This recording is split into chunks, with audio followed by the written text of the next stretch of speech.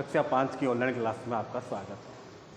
कक्षा 5 में आज हम कर रहे हैं इंग्लिश और पर्यावरण। पिछले पीरियड में हमने इंग्लिश में सिंगुलर से प्लूरल बनाने के नियमों के बारे में पढ़ा था कि सिंगुलर शब्दों से प्लूरल शब्दों को किस प्रकार से बदला जाता है। तो आज हमने उनके बहुत सारे उदाहरण लिए जिनको आपको सिंगुलर वर्ड से प्लूरल वर्ड में बदलना है। जैसे हमने पहला नियम पढ़ा था कि कुछ सामान्य नाउन के अंत में एस जोड़ देने से वह प्लूरल बन जाता है। जैसे CAR कार, ये सिंगुलर वर्ड है, सामान्य वर्ड है, तो CAR और नियम के अनुसार हम इसमें एस जोड़ देंगे। क्या जोड़ देंगे? एस जोड़ देंगे। तो क्या बन जाएगा? ये कार्स। क्या बन जाएगा? कार्स। फिर DOG डॉग, डॉग मीन्स कुत्ता, तो DOG इसके साथ में हमने जोड़ दिया एस, तो क्या बन गया? डॉग्स। क्या बन गया? DOGS, dogs. फिर BOOK बुक, बुक मीन्स क्या होती है? पुस्तक। सामान्य वर्ड है तो इसके साथ में हम क्या जोड़ देंगे? एस जोड़ देंगे। BOOKS बुक्स, बुक्स मीन्स किताबें। APPLE एप्पल, एप्पल मीन्स सेब। तो इसको जब सिंगुलर से प्लूरल में बदलेंगे तो APPL और साथ में S, तो क्या बन गया? ये एप्पल्स। क्या बन गया? एप्पल्स। एप्पल्स मीन्स सेब।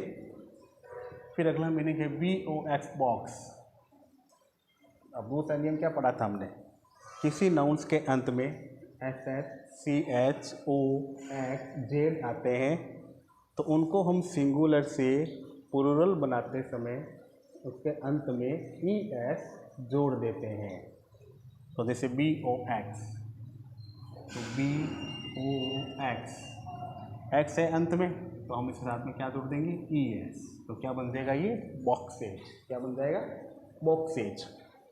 फिर MATCH मैच, MATCH मैच, अंत में देखिए क्या है? CH। क्या है? CH, तो CH है तो इसके अंत में हम क्या जोड़ देंगे? ES, तो MATCHES, तो क्या बन गया? मैचेज। क्या बन गया? मैचेज।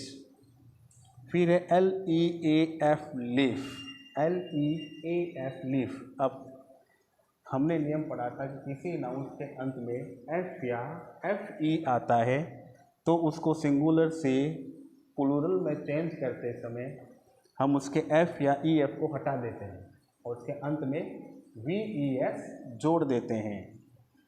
जैसे LEE। अब इसमें क्या F है? F को हटा दीजिए और F के स्थान पे VES, लीव्स। क्या बन जाएगा? लीव्स बन जाएगा। LEAF लीफ, लीफ का क्या बन गया? लीव्स। फिर है CITY सीटिंग। अब किसी नाउन्स के अंत में Y हो तो Y को सिंगुलर से प्लूरल बनाते समय हम Y को हटा के उसके स्थान पे IES जोड़ देते हैं, तो SIT। Y को हटाया, Y के स्थान पे IES, Y के स्थान पे IES, क्या बन गया? It is.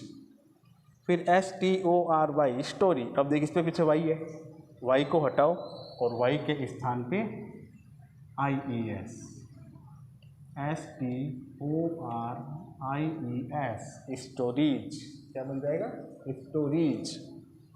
फिर TOOTS टूथ। और कुछ नाउन्स के बीच में जो वोवल्स होते हैं, व्यंजन बोलते हैं, हम उनको बदल कर भी सिंगुलर से प्लूरल में बदल सकते हैं। जैसे इसमें क्या है? TOOTH, इसको जो बदलेंगे तो डबल O को हम डबल E में बदल देते हैं, TS, तो क्या बन गया? टीथ। क्या बन गया? टीथ। अब देखिए JOO जू, जू मीन्स चिड़ियाघर, सामान्य शब्द है तो इसके साथ में तो हम केवल S जोड़ देंगे, तो क्या बन जाएगा? जूस। और लास्ट में है WIFE, क्या है पीछे इसके, FE।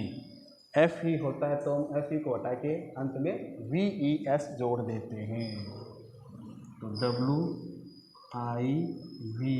WIVES, wives. इस प्रकार से आपको नियमों के आधार पे इनको सिंगुलर से प्लूरल यानी एक वचन से बहुवचन में बदलना है। अब है पर्यावरण। 2 प्रश्न लिखें।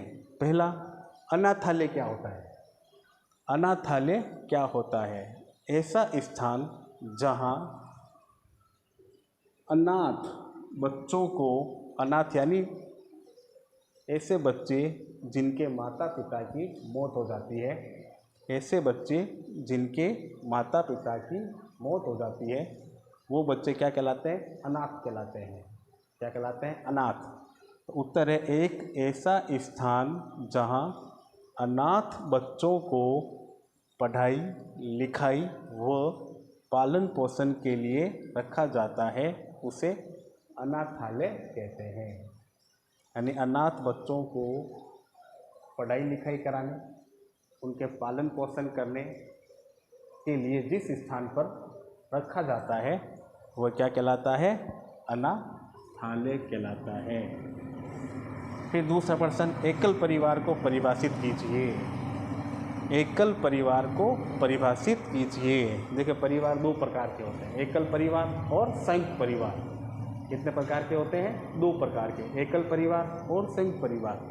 अब इसे पूछा एकल परिवार को परिभाषित करो। ऐसा परिवार जिसमें केवल पति पत्नी और उनके बच्चे ही निवास करते हैं।